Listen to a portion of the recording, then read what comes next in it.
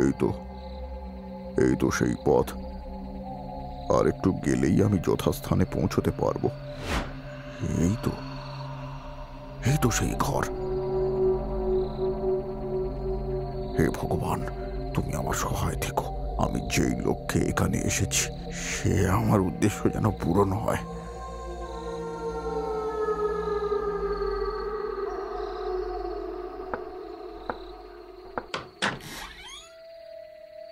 আপনি? আমি সুদূর হিমানি গ্রাম থেকে আসছি। পথশ্রমে বড়ই ক্লান্ত আমি। যদি আজকের রাতটা আশ্রয় মিলত। নিশ্চয় নিশ্চয়, এই কুটির তো আমি সকলের জন্যই নির্মাণ করেছি। আপনি আসুন, এসে বিশ্রাম নিন। এই জঙ্গলের মধ্যে আমি আর কোনো আশ্রয় দেখতে পেলাম না। এই কুটিরে আলো জ্বলতে দেখেই বুঝলাম এখানে হয়তো কেউ রয়েছে। ধন্যবাদ, আপনাকে অশেষ ধন্যবাদ। আরে ধন্যবাদ কিসের? আমি এখানে সাধনা করি।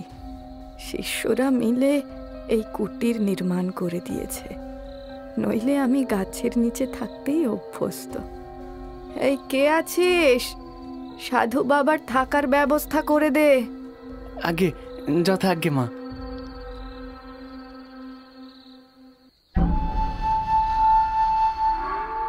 কিছুক্ষণের মধ্যেই কুটিরের সকলে নিদ্রায় আচ্ছন্ন হয়ে পড়ল। হঠাৎই সাধিকার ঘুম ভেঙে গেল। তার যেন মনে হলো কেউ তার চুল ধরে টানছে। সে চিৎকার করে উঠল, চোর চোর, কে আছিস? চোর চোর চোর, কে আছিস? চোর! কিন্তু শিষ্যরা মুহূর্তের মধ্যেই তাকে ধরে ফেলল। কিন্তু আশ্চর্য হয়ে দেখল এটা যে সেই সাধু বাবা। ছি ছি ছি ছি ছি, আমি তোমাকে আশ্রয় দিলাম আর তুমি আমার চুল ছিঁড়তে যাচ্ছিলে? এ কি ধরনের আচরণ তোমার? আমি বাধ্য হয়ে এই কাজ করছি, বিশ্বাস করুন। এর পিছনে এক মহৎ। চুপ করো। এই তোমাদের মতো ভণ্ড সাধুদের জন্যই সমাজে সকলের সম্মান নষ্ট হয়। বলো বলো, কি উদ্দেশ্যে তুমি এখানে এসেছিলে? বলো। হ্যাঁ, আপনি একদম ঠিক বলেছেন মা। নিশ্চয়ই ও সাধুর বেশে কোনো শয়তান, নইলে এই মাঝরাতে কেউ কি এমন আচরণ করে? আপনি এক্ষুনি ওকে কঠিন শাস্তি দিন। একদম ঠিক বলেছিস। আজকে আমার সাথে এইসব করেছে, কাল হয়তো কোনো সাধারণ মানুষের সাথে করবে। না না, একে উচিত শিক্ষা দিতেই হবে। দয়া করে আমার কথাটি একটিবার শুনুন। আমার কোনো খারাপ উদ্দেশ্য ছিল না। আমি তো নিজেই নিজের আচরণে লজ্জিত, কিন্তু কি করব, এটা করতে বাধ্য হয়েছি আমি। তুমি কি বলছো তুমি জানো? মাঝরাতে তুমি আমার চুল ছিঁড়ে নিচ্ছিলে, আর এখন বলছো এতে কারো কল্যাণ নিহিত রয়েছে? আমি একদম সঠিক কথা বলছি, বিশ্বাস করুন।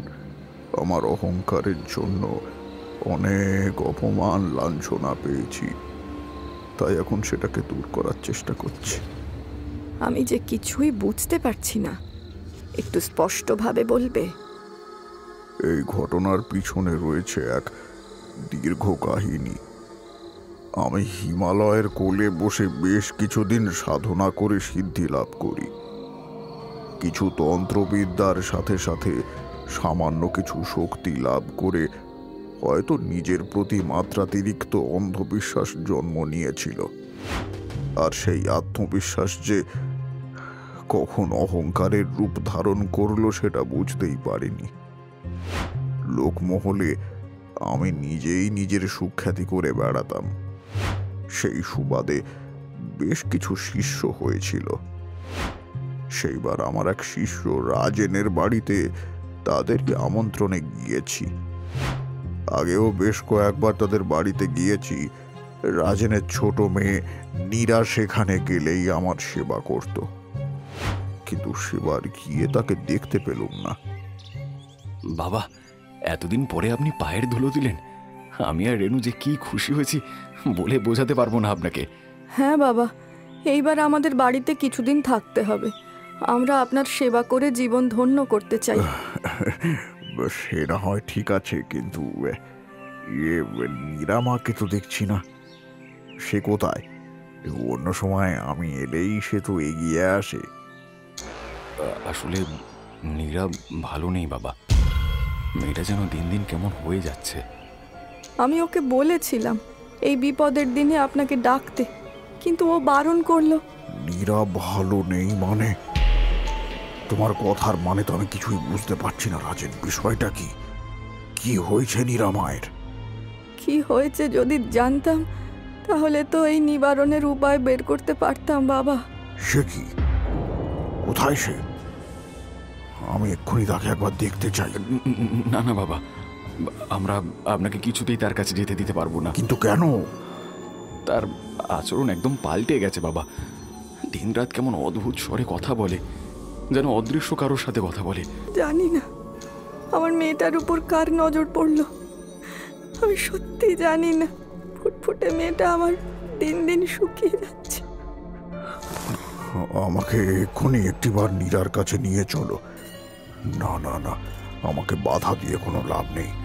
আমি হিমালয়ের গুহায় তপস্যা করেছি। এই পৃথিবীতে এমন কিছু নেই যা আমার কাছে বশ মানবে না। চলো। কিন্তু তখন ঘরের ভেতর থেকে যার আওয়াজ ভেসে আসছিল তাও সে যে কোনো জীবিত মানুষের নয় তা বলে দিতে হয় না। চৌহদ্দির মধ্যে আসার সাহস দেখায় কে রে?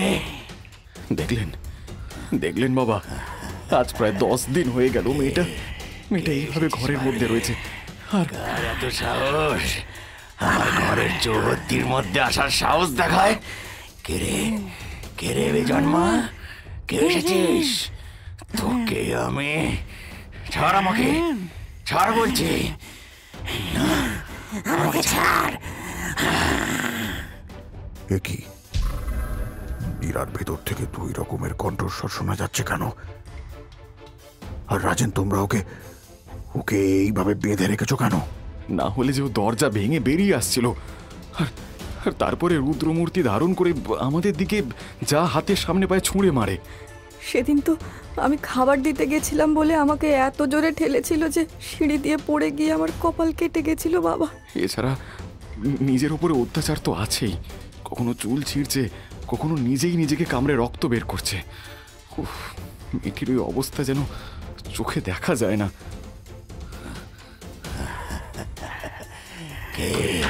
কে এসেছিস বাইরে? নীরা, নীরা মা আমার শান্ত হ মা। আমরা তোর বাবা মা। নীরা, অমন করিস না মা, অমন করিস না। বাবা মা? কিসের বাবা মা? দূর হ, নইলে সব কটার ঘাড় মুটকে দেব। এত সাহস? ওরে হতচ্ছাড়া! এই রামনাথ সমাদ্দার কোনো সাধারণ সাধু নয়। আমি হিমালয় থেকে গূঢ় তপস্যা করে সিদ্ধি লাভ করেছি। এত সহজে আমি পালিয়ে যাব না। কিন্তু বাবা, আমার মেয়েটার কি হয়েছে বাবা? ওকে কোনো নিম্ন বর্গের প্রেত ভর করেছে। সে ভাবছে এমন আস্ফালন করলেই আমি ভয় পেয়ে চলে যাব, কিন্তু জানে না আমি কি করতে পারি আর আমার কি ক্ষমতা। রাজেন, ওকে খুলে দাও। না বাবা না, আপনি জানেন না ওর কত ক্ষমতা। ওকে খুলে দিলে অনর্থ হয়ে যাবে। রাজেন, তোমার কি আমার উপরে বিশ্বাস নেই? এক্ষুনি ওকে খুলে দিয়ে বাইরে বেরিয়ে যাও। ও এবার বুঝবে আমি কত বড় সিদ্ধ পুরুষ। রাজেন নীরার দড়িগুলো খুলে দিয়ে তাড়াতাড়ি বেরিয়ে দরজা বন্ধ করে দিল। আমি দেখলাম নীরা বাঁধন মুক্ত হতেই আমার দিকে তাকালো। সেই দৃষ্টি আমি আজও ভুলিনি। জবা ফুলের মতো লাল চোখে বলল, কে তুই? এখানে কেন এসেছিস? পশ্চাৎ! আমি তো জমরে হতভাগা। ভালোয় ভালোয় নীরার শরীর থেকে বেরিয়ে যা, নইলে। এবার দেখ কে কার জম।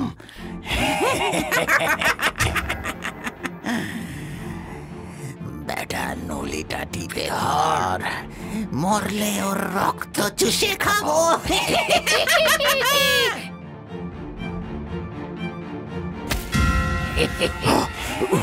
ছাড় বলছি, ছাড় ছাড়। শয়তান, তোর সাহস! তোকে আমি তুই কি ভেবেছিস এসব ছাই ভস্য দিয়ে আমাদের তাড়াবি? কখনো নয়, আমরা এত সহজে যাব না। বাঁচাও, বাঁচাও! কে আছো? বাঁচাও! আরে, মেরে ফেললো! রাজেন, দরজা খোলো, দরজা খোলো! আমরা এত সহজে যাব না। এরপরে আর কখনোই মুখ হোস না, নইলে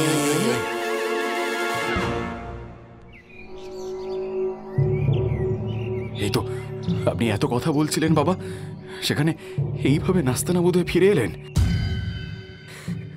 সব মিথ্যে কথা, সব মিথ্যে কথা। আপনার সব কথা মিথ্যে। আপনি ভণ্ড, নইলে ওই প্রেত এইভাবে আপনাকে হারিয়ে দেয়।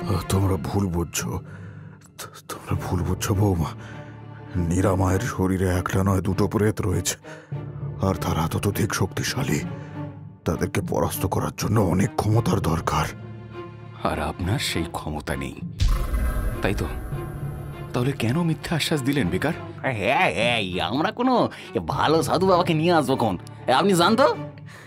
ওগো, আমার মেয়েটা কি আর কোনোদিন ভালো হবে না? কত আশা করে আপনাকে বলেছিলাম, কিন্তু আপনি তো নিজেই ওর হাতে মার খেলেন। দেখো, চাইলে তোমরা ওর জন্য অন্য সাধু, পুরোহিত, যা যোগ্য যা খুশি করতে পারো, কিন্তু আমি নিশ্চিত হয়ে বলতে পারি নীরার মধ্যে যে দুই প্রেত রয়েছে তা দূর করা এত সহজ হবে না। আমাকে তোমরা 7 দিন সময় দাও। কি, আরো 7 দিন? আপনার যদি ক্ষমতা নাই থাকে, 7 দিনে আপনি করবেনটা কি? আমি একটু বই, পুস্তক, পুঁথি এইসব ঘেঁটে দেখব। তারপরেও যদি আমি না পারি, তখন তোমরা যা শাস্তি দেবে আমি মাথা পেতে নেব। সেদিন গ্রামবাসীদের চরম টিটকারি আর রাজেনের মুখের ভাব দেখে আমি বুঝতে পেরেছিলাম যে ওরা আমার উপরে বিশ্বাস রাখতে পারছে না। কিন্তু আমিও হাল ছাড়ার পাত্র নই। আমার কাছে থাকা অনেক পুঁথি পুস্তক ঘেঁটে দেখলাম, এক শরীরে 2 প্রেত বাস করলে তারা এতটাই শক্তিশালী হয়ে যায় যে তাদের পরাস্ত করা বেজায় কঠিন। এই তো এখানে কিছু উপায় লেখা রয়েছে। অতি শক্তিশালী প্রেতকে নিষ্ক্রিয় করার জন্য 7 জন অতি শুদ্ধ ও পবিত্র মানুষের শরীরের কোনো অংশ লাগবে। তার মানে? আমি বুঝলাম না, পুঁথিতে উল্লিখিত কথার তাৎপর্যটা কি? আসলে সেই পুঁথিতে লেখা ছিল যে কোনো শুদ্ধ বা পবিত্র আত্মা, মানে কোনো সাধু বা আপনার মতন 7 জন সাধিকার শরীরের কোনো অংশ সংগ্রহ করে সেগুলোকে একত্রিত করতে হবে। সেই 7টি অংশ একত্রিত করে ওই প্রেতকে পরাস্ত করা সম্ভব হবে। আর সেই কারণেই তুমি আমার চুলের অংশ নিতে যাচ্ছিলে? আগে হ্যাঁ, সেদিন থেকে আমি পবিত্র ও শুদ্ধ সাধু সন্ন্যাসীর সন্ধান করে যাচ্ছি। তাদের চুল বা শরীরের কোনো অংশ চাইলে কেউ দিয়েছেন, আবার কেউ কেউ রাজি হননি। রাজি হয়নি? কিন্তু কেন? আসলে সকলের মনের ভাব তো আর এক হয় না। এখন অবধি 6 জনের অংশ আমি সংগ্রহ করেছি, আপনি ছিলেন 7তম। এই জন্য তুমি রাতের বেলা ওইভাবে চোরের মতো আমার মাথার চুল সংগ্রহ করছিলে? কিন্তু আমাকে সবকিছু খুলে বললে আমি তো নিজেই তোমাকে দিয়ে দিতাম। আসলে আমি ভেবেছিলাম আপনিও হয়তো বাকিদের মতন দিতে চাইবেন না। তাছাড়া ইরার অবস্থা দিন দিন অবনতি হচ্ছে। যদি এখন এর প্রতিকার করা না যায়, তাহলে হয়তো সব শেষ হয়ে যাবে। আমি ঈশ্বরের কাছে প্রার্থনা করব, তুমি যেন নিজের কার্যে সফল হও। এরপরেই এক শুভ দিনে সাধু বাবা সেই 7 জনের শরীরের অংশ একত্রিত করে মহাযজ্ঞে বসলেন।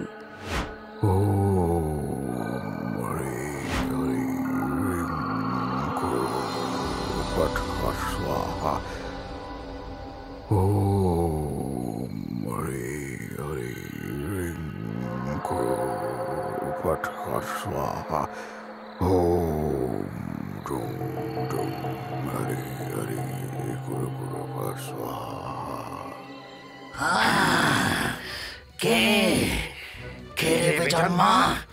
কার এত সাহস? আমাকে ছেড়ে দে, ছেড়ে দে, আমাকে ছেড়ে দে, আগে আমাকে ছাড়। এই তো এসে পড়েছিস। সেদিন কি বলেছিলি আমি নাকি তোর ক্ষমতার কথা জানি না? আজ দেখি তোর কত বড় ক্ষমতা। ছেড়ে দে, এই সাধু, আমাকে ছেড়ে দে। চুপ, একদম চুপ। বল, কেন নীরার শরীরে ঢুকেছিস তোরা? বল। এই মেয়ে আমাদের গুপ্তধনে হাত দিয়েছে, যেই গুপ্তধন আমরা ভোগ করতে পারিনি সেটা নিয়ে এসেছে। হ্যাঁ, ওর এত সাহস। গুপ্তধন? কি উল্টো পাল্টা কথা বলছিস? যা বলবি পরিষ্কার করে বল। তোরা দুজনে মিলে নীরার শরীরে কি করছিস? আমার নাম ভোলা আর ওর নাম রাখাল। আমরা দুজনে কাঠুরে, গভীর জঙ্গলে কাঠ কেটে আমরা জীবিকা নির্বাহ করতাম। সেদিন আমরা কাঠ কেটে ফিরছিলাম। উফ ভাই, আজ সেই ভোর রাত থেকে কাজ করছি আর শরীরে দেয় না। ও বাবা, চল ওই গাছের তলে একটু জিরিয়ে নি। ঠিক বলেছিস ভাই, সঙ্গে আনা খাবারগুলো যে খেয়ে নেওয়া যাবে। চল চল চল চল।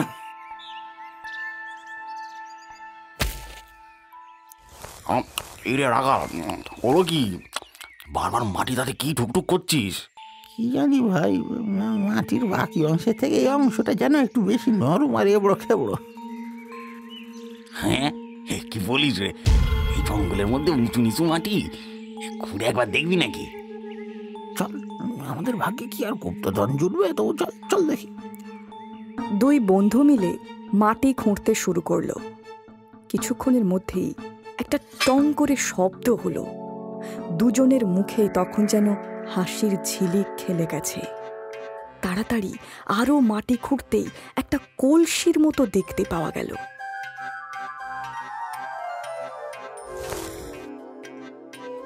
গুপ্তধন! এই দেখ রাখাল, গুপ্তধন! গুপ্তধন? হে ভগবান, আমার ভাগ্যে গুপ্তধন জুটলো। আরে তোর ভাগ্যে মানে? এই গুপ্তধন তো আমি দেখেছি। কেন ফালতু কথা বলছিস? হ্যাঁ ভোলা, এটা আমি দেখেছি আর আমি তোকে বলেছি। এই আচ্ছা, বেশ বেশ, আগে তুই কলসিটা বের করি। বুঝলি রাখাল, এখন এখন দিন ফুরিয়ে রাত হতে যায়। এই সময় কলসি ভর্তি গুপ্তধন নিয়ে কি জঙ্গলের পথে যাওয়া উচিত হবে? না ভাই, এটাকে বরং আজ রাতটা এখানে এই গর্তের মধ্যেই পুঁতে রাখি। কাল দুজনে এসে নিয়ে যাবো। ঠিক বলেছিস, এইখানে রইল। বাবা, একে তো ক্লান্ত শরীর, তার উপরে মাটি খুঁড়ে আরো ক্লান্ত লাগছে। আমি বরং ওই নদী থেকে এক ঘটি জল নিয়ে আসি, বড় তেষ্টা পেয়েছে। হ্যাঁ হ্যাঁ, সেই যা তুই, আমি এখানে আসি। এই গুপ্তধন আমার, শুধুই আমার। বুঝলি, ওকে ভাগ দিতে হবে? হ্যাঁ, কখনো না। আমি কুড়াল দিয়ে ওকে মেরে ফেলবো, তারপরে গুপ্তধন আমার হবে, শুধু আমার।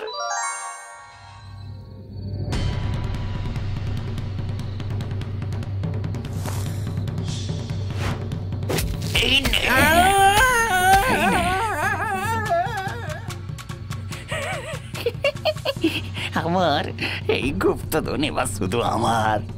কেউ আমার থেকে এটা নিতে পারবে না, এর ভাগ কাউকে দিতে হবে না। এগুলো এগুলো সব আমার, সব।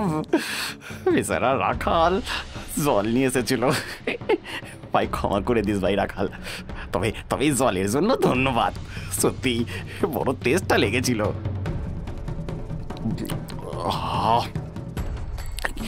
কি ব্যাপার, এমন লাগছে কেন?